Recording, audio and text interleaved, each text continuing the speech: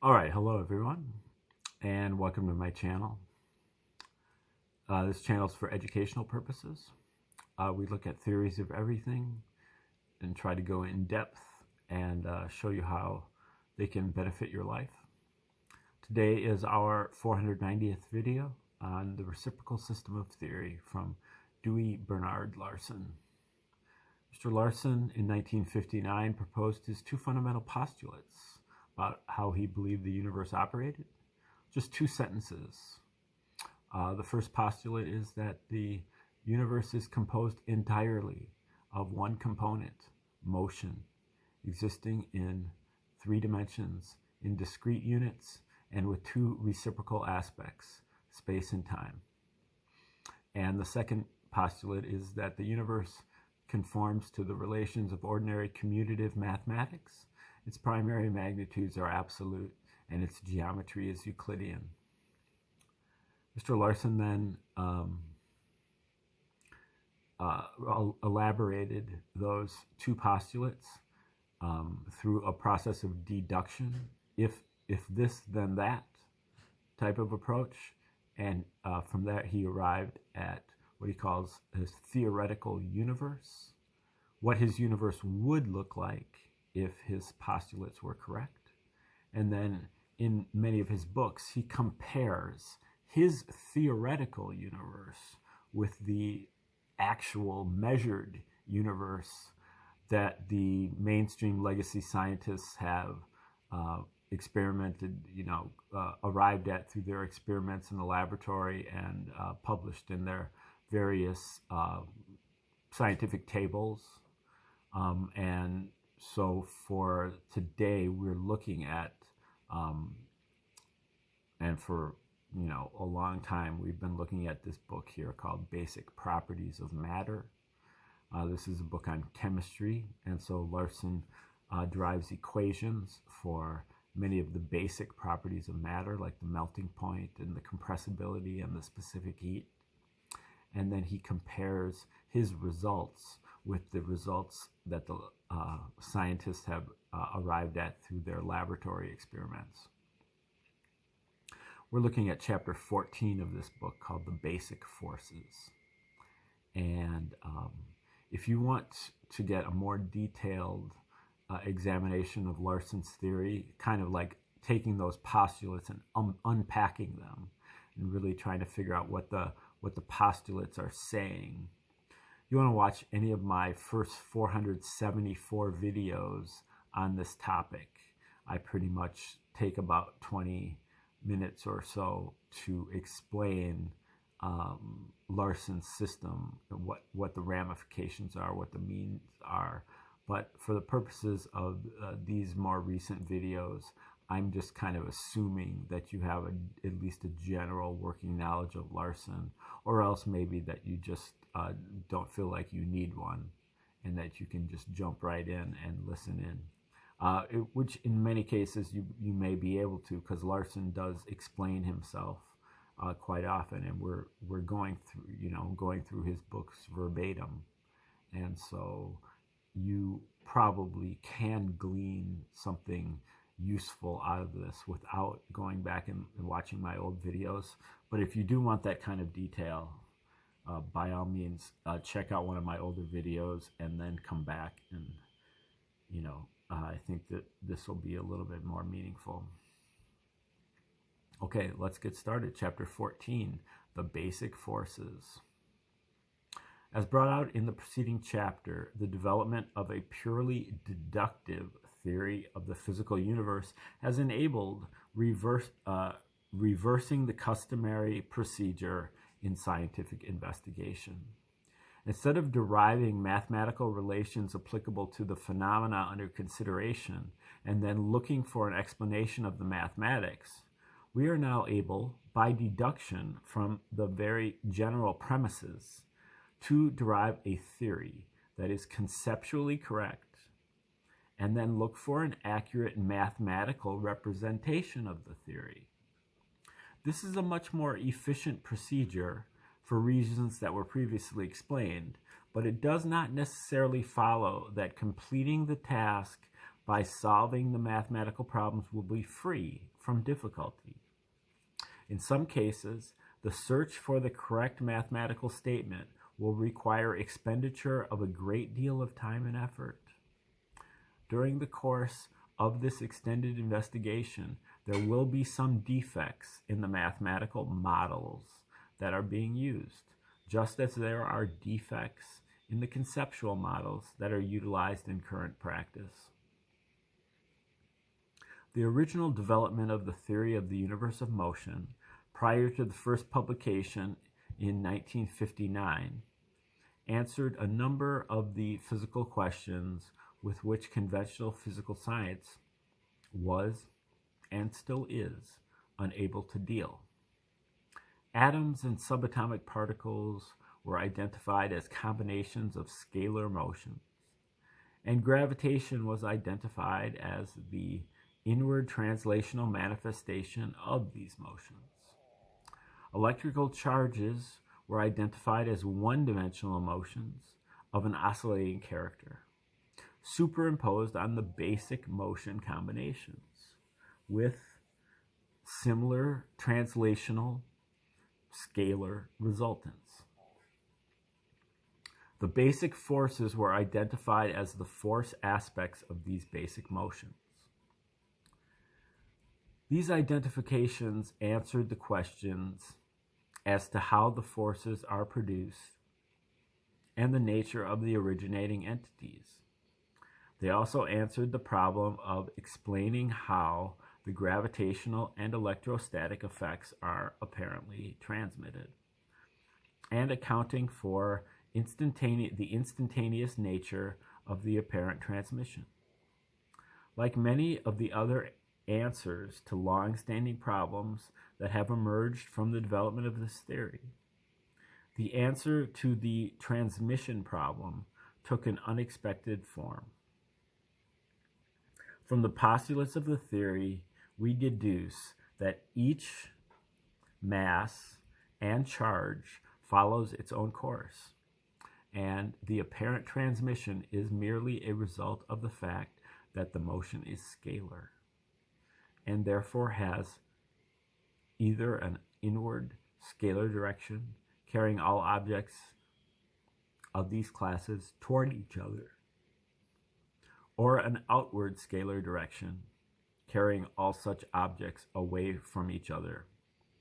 There is no transmission of the effects, and hence no transmission time involved.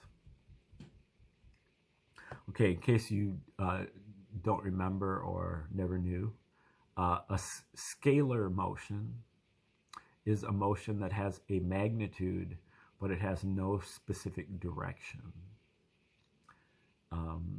You can envision a scalar motion using a balloon that you put dots on. If you blow up the balloon, all of the dots will be moving away from each other. But they won't be moving in any particular direction. And in fact, they're really moving in every direction. Every dot is moving away from every other dot. And that scalar motion is the kind of motion that Larson builds his universe of motion out of. When he says that the universe is composed entirely of motion, he's really referring to scalar motion. So scalar motion is kind of a more generalized kind of motion that Larson really has four kinds of motion in his system. He's got translational motion, he's got vibrational motion, he's got rotational motion, and he has rotational vibration. And a scalar motion can really can be any of those. So a scalar motion is a motion that is kind of like a catch-all kind of motion. But, you know, that outward movement of that expanding balloon, Larson calls that the progression of the progression. And so, you know, it's not really, all of the dots are moving away from all the other dots. it's really that the space itself is expanding.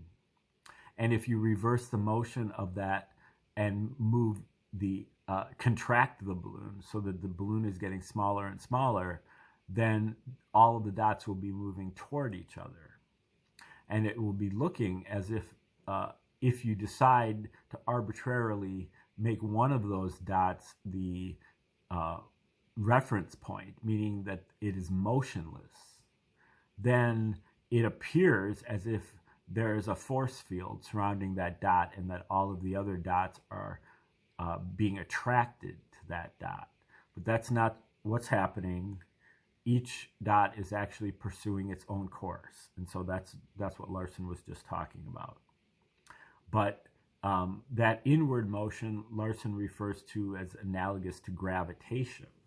And he calls it a rotationally distributed scalar motion. This is kind of like a motion of something that's already rotating. And so the directions are distributed over that whole rotation. And so, you know, when you have a scalar motion, it can be expressed in, you know, in vibratory terms, in translational terms, in rotational terms, or rotational vibration terms. Okay, let's get back to the text. As might be expected, the answers to most of these problems were initially incomplete, and the history of the theory since 1959 has been that of a progressive increase in understanding in all physical areas, during which one after another of the remaining issues has been clarified. In some cases, such as the atomic rotation, the mathematical aspects of the problems presented no particular difficulty, and the points at issue were conceptual.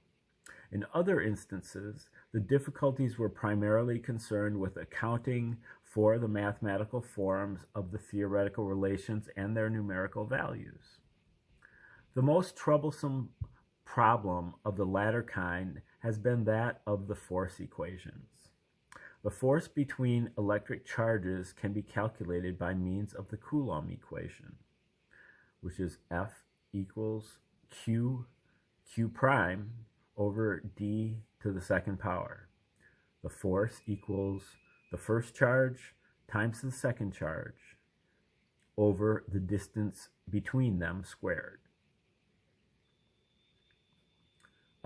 which states that when expressed in appropriate units, the force is equal to the product of the apparently interacting charges divided by the square of the distance between them.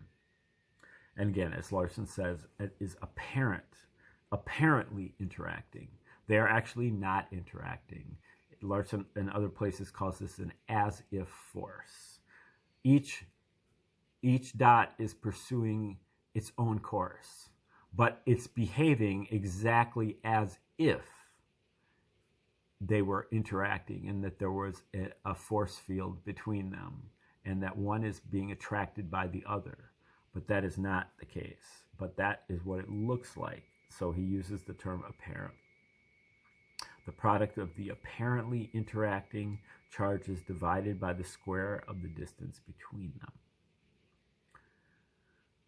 Aside from the numerical coefficients, this Coulomb equation is identical with the equation for the gravitational force that was previously discussed, and, as we will see later, with the equation for the magnetic static force as well. Unfortunately, these force relations occupy a dead end from a theoretical standpoint. Most basic physical relations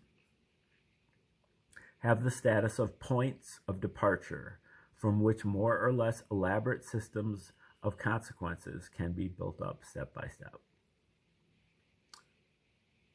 Correlation of these consequences with each other and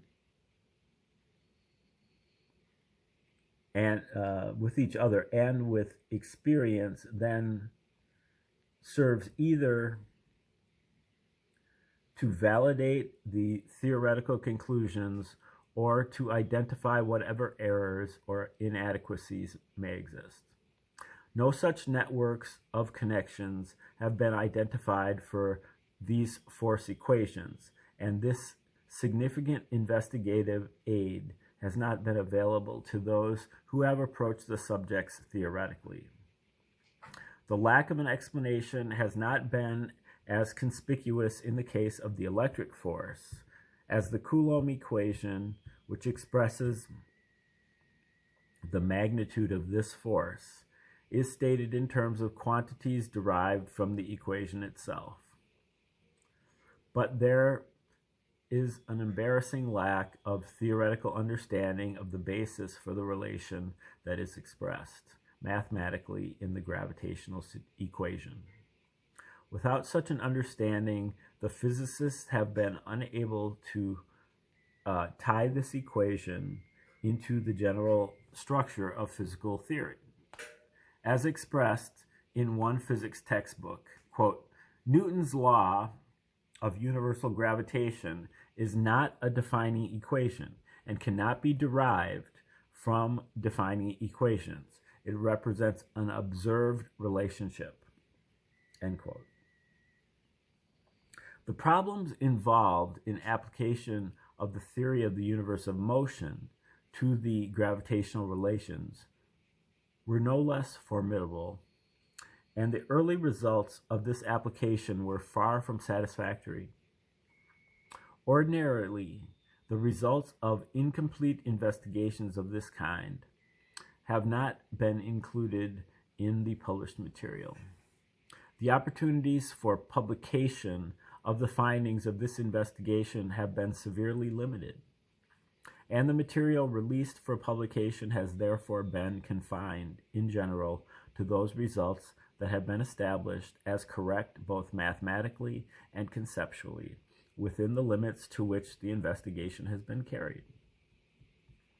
If the gravitational motion and force were matters of an ordinary degree of importance, the best policy probably would have been to put the unsatisfactory results aside for the time being, and to wait for further developments in related areas to clarify the general situation enough to make further progress in the gravitational area possible. But because of the fundamental nature of the gravitational relations, it has been necessary to make extensive use of them, in whatever form they might happen to be, as the theoretical investigation progressed. The previous publications, including the first volume of this present series, have therefore contained some of the tentative and only partially correct results of the earlier studies. However, much new light is being thrown on the subject matter by continuing advances that are being made in related areas. And the status of the gravitational theory is consequently being updated in each new publication.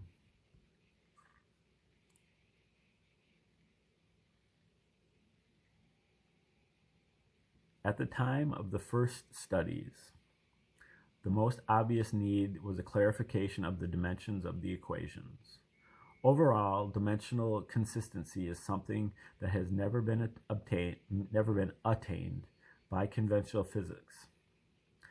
In some areas, such as mechanics, the currently recognized relations are dimensionally consistent, but in many other areas, the dimensional confusion is so widespread that it has led to the previously mentioned conclusion that a rotational system of dimensions for all physical quantities is impossible. The present standard practice is to cover up the discrepancies by assigning dimensions to the material constants in the equations. Thus, the gravitational constant is asserted to have the dimensions of dyne centimeter squared per gram squared.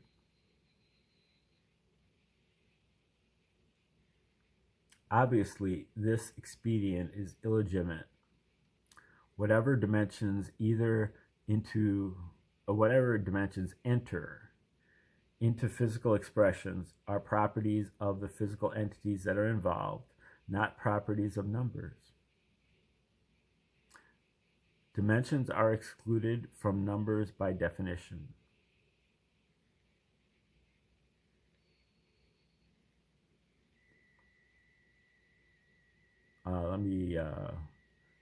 Dimensions are excluded from numbers by definition. Wherever, as in the gravitational case, an equation cannot be balanced without assigning dimensions to a numerical constant, this is prima facie evidence that there is something wrong in the understanding on which the dimensional assignments are based. Either the dimensions assigned to the physical quantities in the equation are incorrect, or the so-called numerical constant is actually the magnitude of an unrecognized physical property. Both types of dimensional errors have been encountered in our examination of current thought in the areas covered by our investigation. One of the powerful analytical tools made available by the theory of the universe of motion is the ability to reduce all physical quantities to terms of space and time.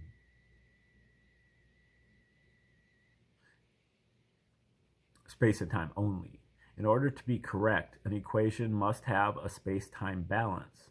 That is, both sides of the equation must reduce to the same space-time expression. Another useful analytical tool derived from this theory is the principle of equivalence of units.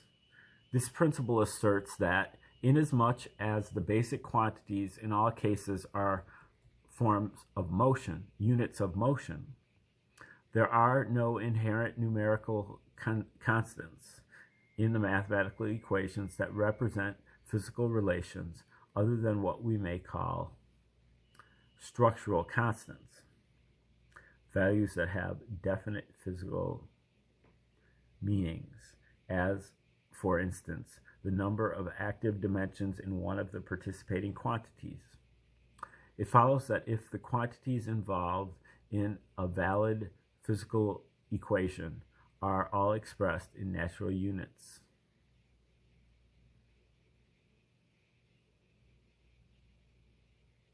or the equivalent in the units of matter measurement system, the units of another measurement system, the equation is in balance numerically, and no numerical constant is required. I'm sorry, I'm just having a lot of trouble reading. I don't know, it's like 4 in the morning and my eyes are just trashed and I'm like falling asleep. We'll see if I can keep going for a little bit longer. The gravitational equation in its usual form fails by a wide margin to meet the test of dimensional consistency, but the general nature of the modifications that have to be made in the dimensional assignments was identified quite early in the investigation. The 1959 publication dealt with this dimensional problem, pointing out the need to reduce the distance term and one of the mass terms to a dimensionless status. That is, to recognize that they are merely ratios. It also emphasized the fact that an acceleration term must be introduced into the equation for dimensional consistency, and showed that this term represents the inherent acceleration of gravitating objects, which is unity, and therefore not perceptible in empirical measurements. Application of the principle of equivalence of natural units was attempted without much success, but the tentative results of this study included a derivation of the gravitational constant. By the time Nothing But Motion was published 20 years later, The lack of a fully satisfactory interpretation of the gravitational equation had become somewhat embarrassing. Furthermore, the validity of the original derivation of the gravitational constant was challenged by some of the author's associates, and the evidence in its favor was not sufficient to meet that challenge effectively. It was therefore decided to abandon that interpretation and to look for a new explanation to take its place. In retrospect, it will have to be admitted that this 1979 revision was not a well-conceived attack on the problem. It was essentially an attempt to find a mathematical, or at least numerical, solution where the logical development of the theory had met an obstacle. This is the same policy that, as pointed out in Chapter 13, has brought conventional theory up against so many blank walls, and it has turned out to be equally unproductive in the present case. It became increasingly evident that some further study was necessary. This brings up an issue that has been the subject of some comment. It is our contention that the many thousands of correlations between the observations and the consequences of the postulates of the theory of the universe of motion have established that this theory is a true and accurate representation of the actual physical universe. The skeptics then want to know how we can arrive at wrong conclusions in some cases if we are applying a correct theory. Why a conclusion reached in the first volume of a series had to be modified even before the second volume was published. The answer, as explained in many of our previous publications, is that while the theory is capable of producing the right answers, if properly applied, it does not necessarily follow that those who are attempting to apply it properly will always be successful in so doing. As stated earlier, an attempt has been made to confine the published material to firmly established items, aside from a few that are specifically identified as somewhat speculative. But nevertheless, some of the conclusions that have been published have subsequently been found to be incomplete and, in a few instances, incorrect. Okay, we're going to leave it right there and return to this at this location here starting tomorrow. Hopefully by then I will have gotten some sleep, but it's doubtful, unfortunately, because it's 4 a.m. and I'm up for the rest of the day. How about that? Good times. Yeah, so we're going to stop right there, and thanks for tuning in today, and, you know, try to hang in there with this stuff. You know, you can glean a few things at a time, and, you know, if he says something you disagree with, you know, just mull it over. Don't reject anything out of hand. And, you know, try to pick up some breadcrumbs. That's the general approach I think is successful. So, please tune in tomorrow. Thanks for tuning in today, and have a great day.